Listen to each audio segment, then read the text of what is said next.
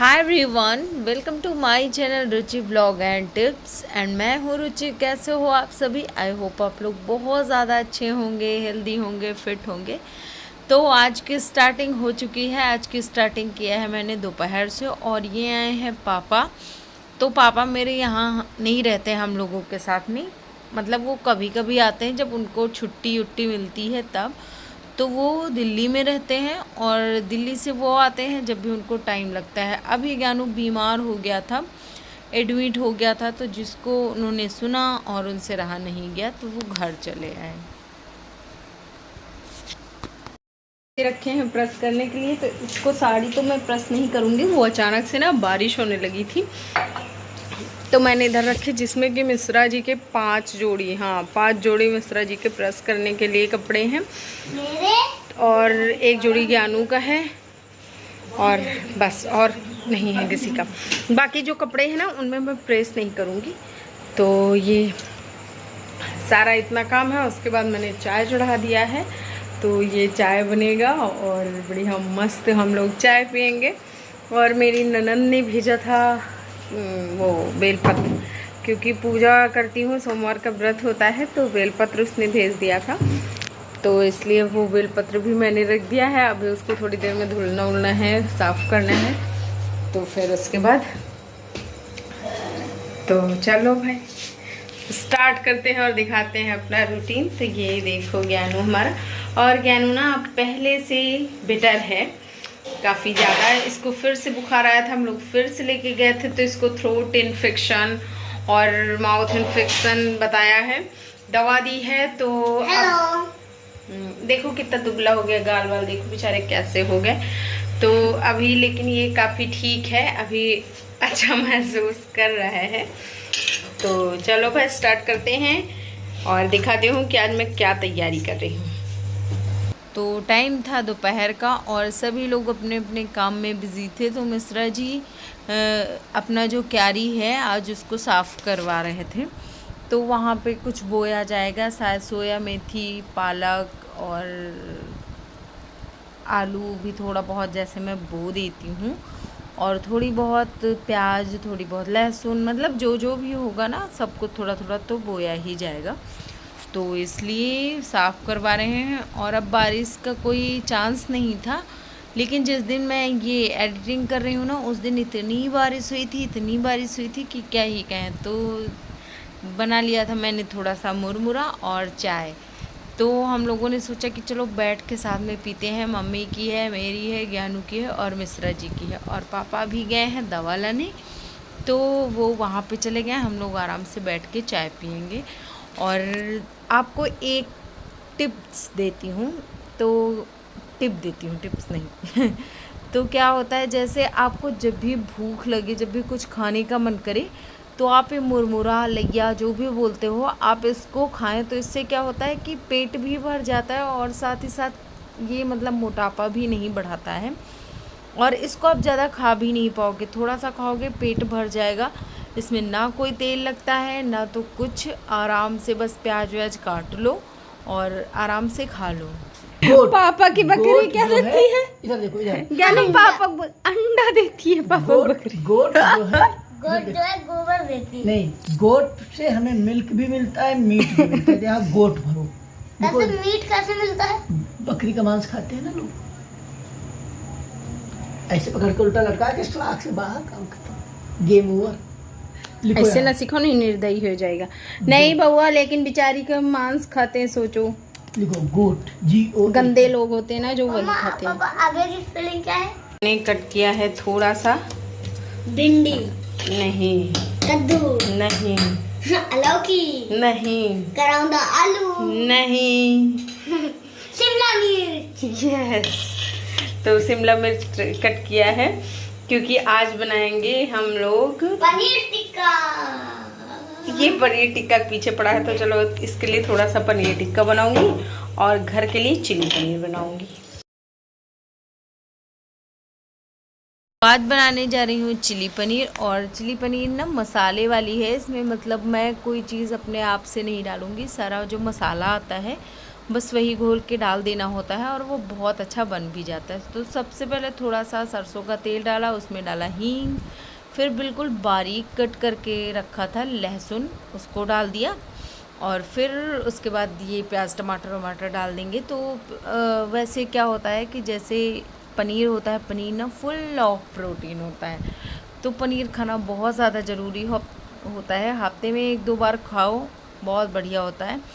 तो चिली पनीर थोड़ा सा मतलब इसमें चिली ज़्यादा होती है, तो अगर आप कब्ज़ की शिकायत है तो ना ही खाएं तो बेटर होगा, या फिर कभी कभार तो चल ही जाता है। तो मैं भी क्या करती हूँ, कभी कभी तो खा ही लेती हूँ, अच्छा लगता है तो, वरना मैं ज़्यादा तीखा अवॉइड करती हूँ। वैसे मुझे पसंद बहुत है लेकिन मैं अवॉइड करती हूँ।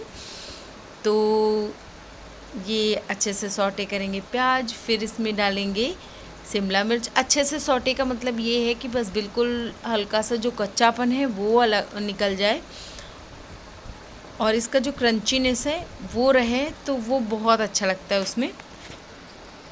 फिर अब इसमें ये मैंने 1 पैकेट लिया है और घोल के डाल दिया है। टमाटर डालना मैं भूल गई थी, इसलिए टमाटर मैं अभी डालती हूँ। तो आप जब ये मसाला डालो ना, उससे थोड़ा सा पहले टमाटर डाल दो। तो मैं इसमें थोड़ा सा नमक भी ऐड करूँगी, क्योंकि जब मैं ऐसे बनाती हूँ और इसमें नमक नहीं डालती हूँ तो ये मुझे नमक इसका कम लगता है, तो इसलिए मैं नमक डालूँगी। और थोड़ा सा ग्रेवी भी ठीक ठाक होनी चाहिए, इसलिए मैं थोड़ी सी ग्रेवी भी डाल दे रही हूँ। आप लोग जैसा खाते हो वैसा खा सकते हो। तो भाई देखो क्या होता है कि हम लोग वेट लॉस अगर कर रहे हैं ना, तो उसके लिए हमको बहुत सारी पसंदीदा चीज़ें छोड़नी होंगी।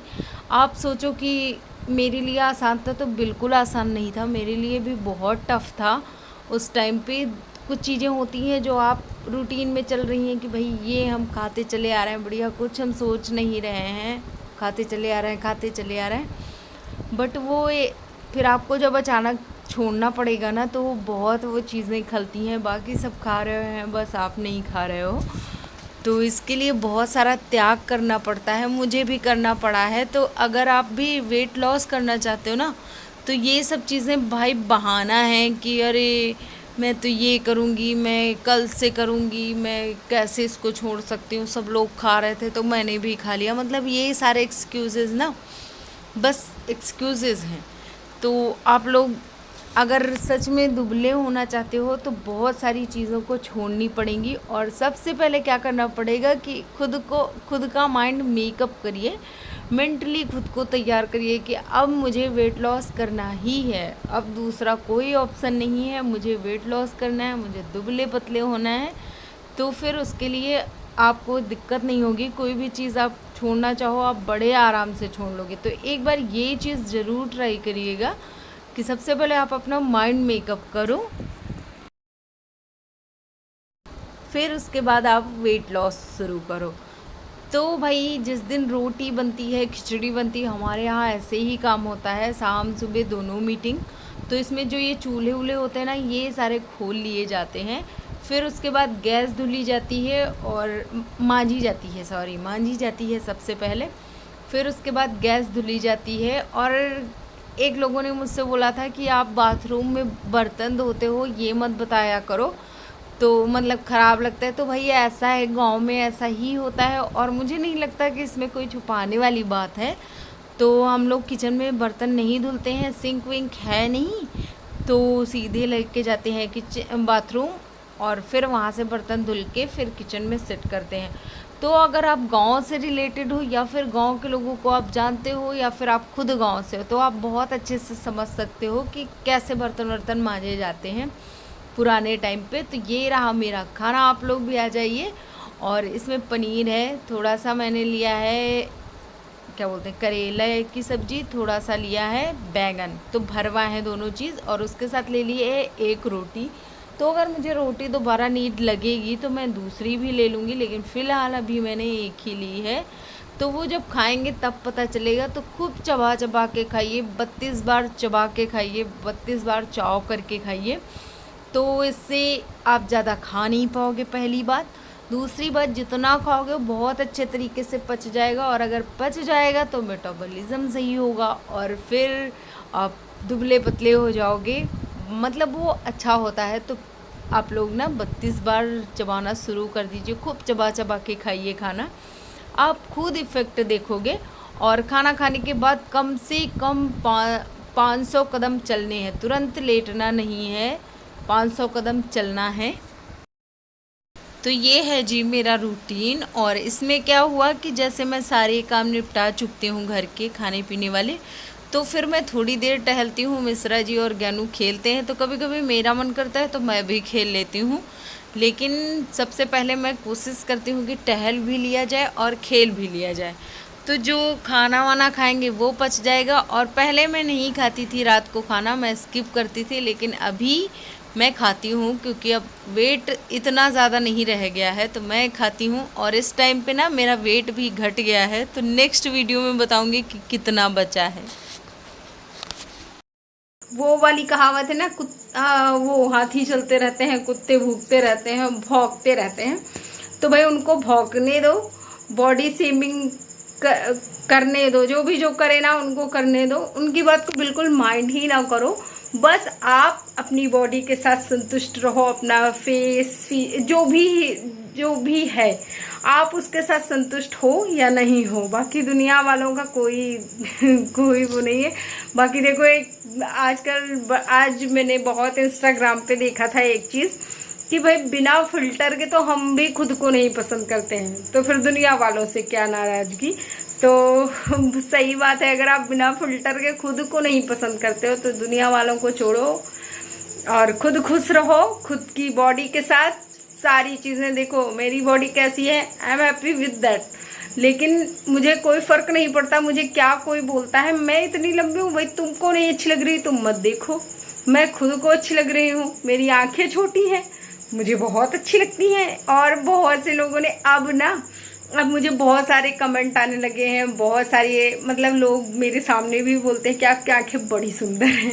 तो सोचो उन लोगों ने मुझे तब कितना परेशान किया था, मतलब कितना बोला था, जिसकी वजह से मुझे शर्मिंदगी भी हुई थी क्योंकि छोटे बच्चों को होता है।